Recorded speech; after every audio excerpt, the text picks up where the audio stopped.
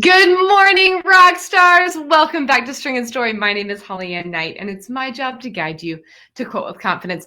Welcome today as we're going to be talking about storing your yardage. We are continuing our series called Spruce Up Your Sewing Room.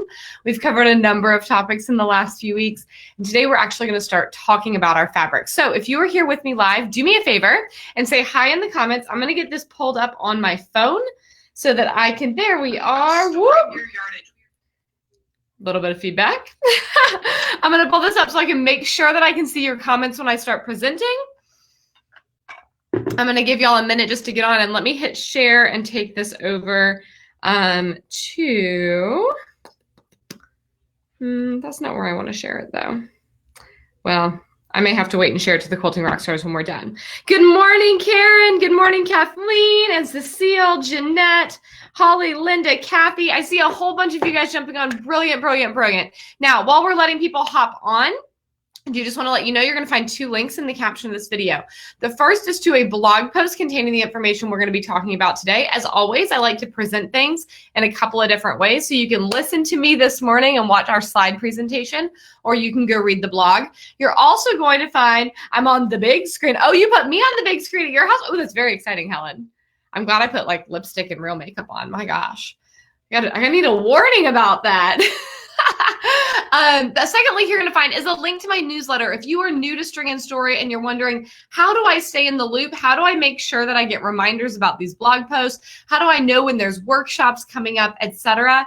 The newsletter is the way to do that. I send an email out every Friday reminding you guys about the blog post, letting you know what's coming up for the weekend, etc. So make sure you sign up for that as well. Miss Havana is with us this morning. I'm going to see if I can turn this so you can see her. There she is.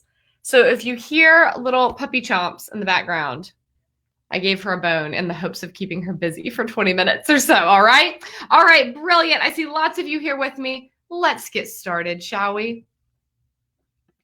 All righty then. So this morning, welcome to How to Organize and Store Yardage with yours truly. Now, inside this mini workshop, I'm going to show you how you can organize your stash to make it inspiring and usable instead of messy or overwhelming. If you're anything like me, you love to buy fabric and you love to use fabric, but sometimes there's this disconnect in the middle of when we buy fabric and it comes home and maybe just gets kind of shoved in the cupboard or kind of set to the side and doesn't stay in a place and in a system that it gets used promptly, that we remember that we have it, that we can stay excited about it, etc. And that's what we're going to talk about this morning. Good morning, Marie. Now, like I said, I don't know about you, but left unattended and left untended, my stash tends to get a little wild. Here's a picture of my stash at probably its wildest. This was a little bit ago now. Some of you guys will recognize a few of these fabrics and be like, HollyAnne, I'm pretty sure you've used that by now. And that's true. But I keep this photo around because, whew, it's a good reminder of what happens when I don't stay on top of things. And I really want us to create systems where our fabric can be truly inspiring. Like looking at this, there's a part of me that's like, oh, it's a treasure hunt. But a treasure hunt isn't always actually inspiring to get quilts made, right? So what if we could tell at a glance what's going on in our stash, what prints we have, what solids we have, how much of any one color, etc., etc. So an organized stash will be easier to use and enjoy. So let's look at a few ways to sort things out. So first up, we're going to want to sort our stash.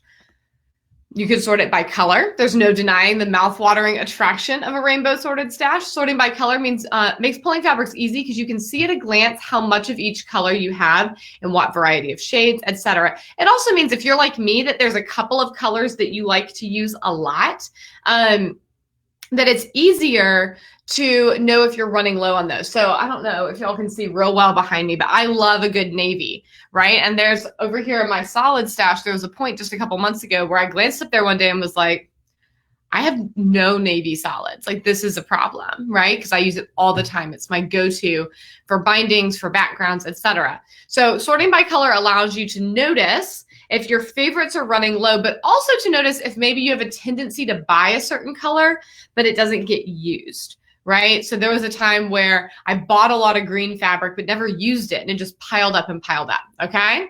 So here's a beautiful example from Juicy Juice on Instagram. I poked around the gram for today's presentation to give you some examples beyond just my stash, okay? One, because it's gorgeous. Who doesn't love to look at other people's sewing rooms and stashes, right? But two, I recognize that I have a pretty small stash, and so it's a limited example of what's possible. Juicy Juice has a very large stash, but look how stunning it is. Like I want to get in there and play for days. Amnesty Baker has also been working on organizing her stash, and we're going to come back to this later, but notice too that she has hers wrapped around comic book cards to make them really easy to slide in and out, and she's organized them by color so she can see right away, like, look at all those gorgeous coordinating purples, those gorgeous neutrals, but she doesn't have quite as many pinks, doesn't have quite as many yellows, right? She can see at a glance kind of what's going on in her stash. Now, you may also want to sort your fabric by collection or designer. This probably won't make sense for your entire stash, but it might make sense for bolts, fat quarters, and your favorite designers. If you buy a collection on bolts, it'd be obvious that you keep those together. But if you buy some pre-cuts and also yardage by the same designer, you may want to organize your stash so those are together, because it's easier to realize, like, oh, like I've got a quilt sitting right there. Now, y'all, this is right over my head. I don't know if you'll be able to see this, but I had this with some Ruby Star Society fabric up here that I have. I believe it's actually a half-yard bundle, but I've also got some yardage and a few other things up there that all go together. And so I keep them kind of separate in my stash so that I always remember, like, oh yes, I have like a background fabric ready to go with that half-yard bundle whenever I'm ready to make that quilt, right? Now, Thimble Blossoms, this is absolutely stunning. Now, of course, this is much easier perhaps for her because she is also a fabric designer. So of course she's sorting things by line, etc. But I think it's interesting to note that it looks like there's a couple of places on these shelves where she has different lines separated out from each other. And then she's got more like fat quarters all mixed together by color in the middle, pre-cuts along the top. It's a really cool way just to see how she's made this whole stash feel very usable, even though there's a lot of it. And she can get a good idea of what is there just by how it's organized. Havana, young lady. It always makes me worried when the dog starts sniffing around my sewing room. That's why she's usually not in here. And of course, Tula. Of course, Tula would have a gorgeously organized stash. Here you can see there's a little bit of sorting going on by collection. We can see her coordinating solids. We can see true colors, a couple of other lines separated out. And then within each line, she has them organized in a rainbow, which I'm just like, completely here for. It was fun going and finding this photo. And there's Zuma down on the bottom. Anyway, eye candy. What can I say, right? Now, the third way that you'll probably sort your fabric, Havana, no ma'am, come here, is by length. This goes back to that at-a-glance principle that we've been talking about, creating sections of your stash that make it easy to tell the difference between fat quarters and substantial yardage. I'm going to grab the dog real quick. She's chewing on my AccuQuilt. Young lady, that's going to be a hard no. Come back over here to your bed, please. Right here. You ate that bone entirely too quickly. Lay down. We'll see how she does now. Anyway, again, you may be able to peek behind my head and get a bit of an idea of my system here. I have print yardage over on one side, solid yardage on the other, and in the middle where these two doors meet are my fat quarters, okay? And here, this is such a lovely example. So smaller yardage is wrapped around those comic book cards on the top. And part of the second and then the third shelves, it looks like there's some stacks of fat quarters. A little further down, there's some big piles of larger yardage, and then pre-cuts down along the bottom. So, and then I love the scrap baskets at the top that are also sorted in rainbow order. Completely adorable. If I were better at using scraps, I would be all for adopting this system ASAP. I love it, love it, love it. By the way, as I'm going through this, guys, tell me about your stash, and I'll read a few of those comments in a few minutes, but tell me about your stash. Tell me about how it's organized, etc. Okay? So now that we've determined several of the ways that you might sort your fabric out and separate different lengths of fabric, different colors of fabric, different lines, etc., in a way that you'll be able to put it on your shelves or in your drawers or wherever you choose to store your fabric and tell kind of at a glance what you have. Let's talk about how to actually make it neat and pretty. Remember that picture that I showed you at the beginning? The folding was all over the place. It was a total mess. So how can we straighten our fabric? Javi? First up, fold or wrap it. I have brought this to your attention several times as we've been going through, taking maybe shorter cuts of yardage and wrapping them around comic book boards. Like I said, we see that at the top. I have a few links, by the way, inside the blog post. So remember, I told you at the beginning of this presentation that the link in the caption of this video is a blog post with all this information in it. Well, it also, Havana, this is like having a toddler in here while I'm trying to teach y'all. Thank you for your patience. There's a couple links in there that actually go to videos about folding or wrapping fabric to make this a little bit easier. So this is a way to tame long lengths of fabric into something that will stack or slip onto a shelf, etc. I don't know where my other slide is. There should be one more. Alas. Also note, as I mentioned again a minute ago, Abby, come here, girl. Come here. These scrap baskets up at the top. So allowing yourself to not necessarily obsess over the scrap storage too much, but just having it sorted by color. Maybe you sort yours by length, more like Bonnie Hunter's method. We're going to talk more about that next week, but just take note of it for now. Abby, I'm officially kicking you out. Come here, young lady. Yeah, you got to get out.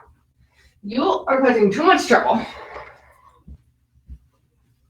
How'd you get? Yeah, right here. Go beg daddy to let you in. I'll be done in a minute, though. Silly dog.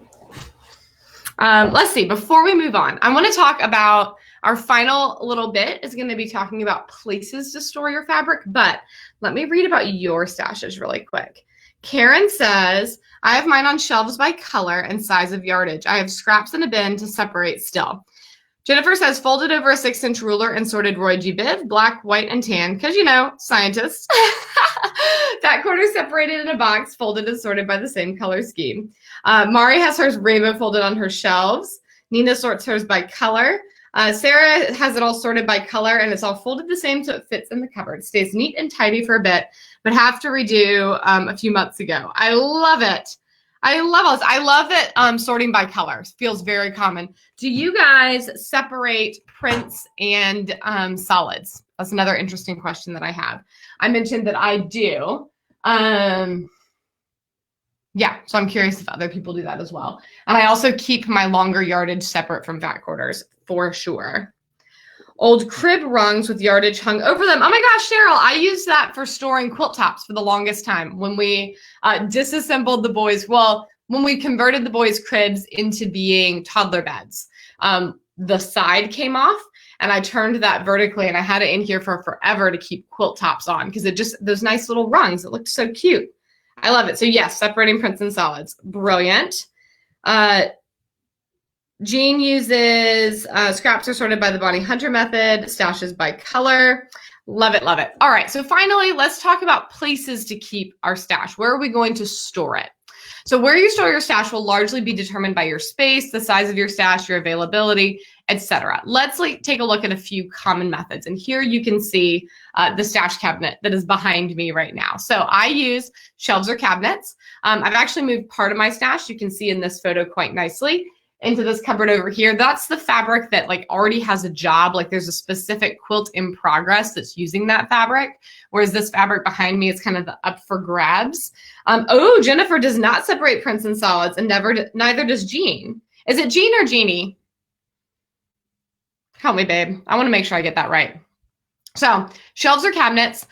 Shelves are easy because bookshelves are easy to acquire. One of the things I really love about these cabinets is that they have doors. And so it's easy to keep the dust off of my fabric, especially because projects, I don't know, I feel like projects have been staying in process for a long time over here. So there's a lot of sitting time. And it's nice for there to be kind of a safe place for the fabric to be sitting. Now, you might also do something like Bonnie. She uses bins and drawers. So here you can see her fat quarter stash stored in little plastic drawers or plastic boxes, and they stack up by color very nicely. The cool thing about these is with them being clear, she knows everything in these bins is a fat quarter. And then she can literally pull it down and like look through the lid to get a really good idea of what's in each bin. So she doesn't necessarily have to open everything up. I also think it's really cool that she chose to have lots of smaller bins rather than a few big bins, because again, it increases visibility, makes it a lot easier to get those on and off the shelves to find what she's looking for. And then down at the bottom, you can see she has some plastic drawers for sorting scraps and some other things like that. The final product, we hope, by the time you decide if you want to sort by color, designer, or length, and perhaps some combination of those, if you're going to separate prints from solids or not, if you're going to store on cupboard shelves or in a cabinet or in drawers, the goal is that the final product is a custom sorted stash, sorted in a way that suits you, that sorts your space, that brings you joy and inspiration. And I hope that you have a space where you can get to look at your stash a bit. I think it's really fun to get to visually enjoy our fabric, even when we're not actively sewing with particular cuts. Holly says she uses wire drawer units sorted by color, and then Christmas, and then children's, and then large prints. I love it. Brilliant. If I knew that Elton John song, it would help more, but I will look it up, babe. Thank you.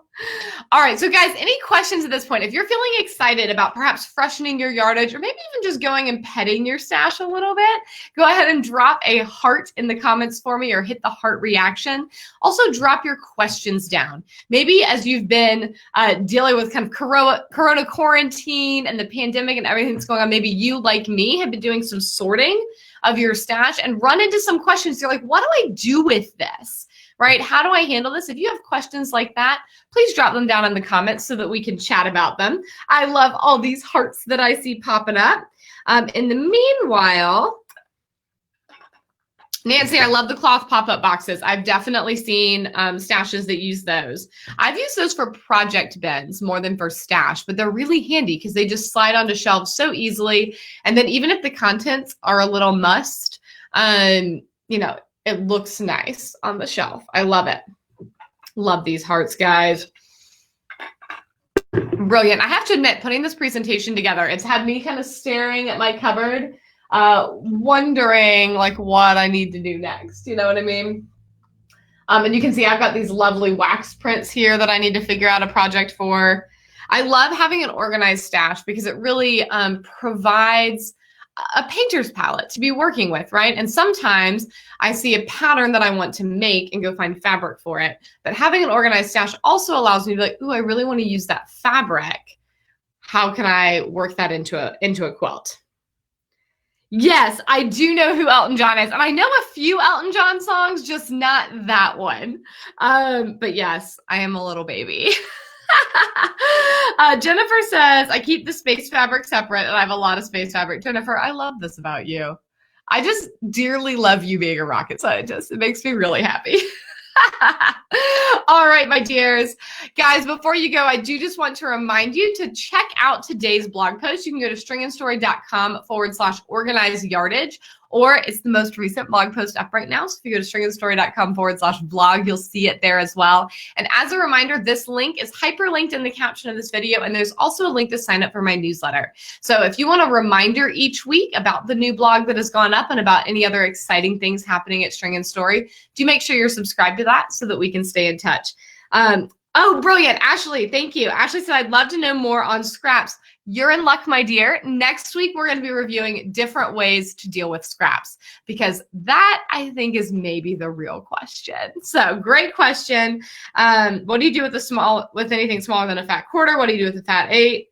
Mine are just a mess in a bin. And I totally sympathize with this, Ashley. But I do have some tips for you of things that I found works for me, worked for some of my quilting friends, and I'll be excited to share those with you next week. So, my dears, until then, I will see you on Instagram Live at noon on Friday for our lunch break. I'll see you at 8 p.m. Eastern inside the Quilting Rockstars Facebook group on Saturday for social hour. And I'll see you back here next Tuesday to talk about scraps. Have an absolutely fabulous week, everyone.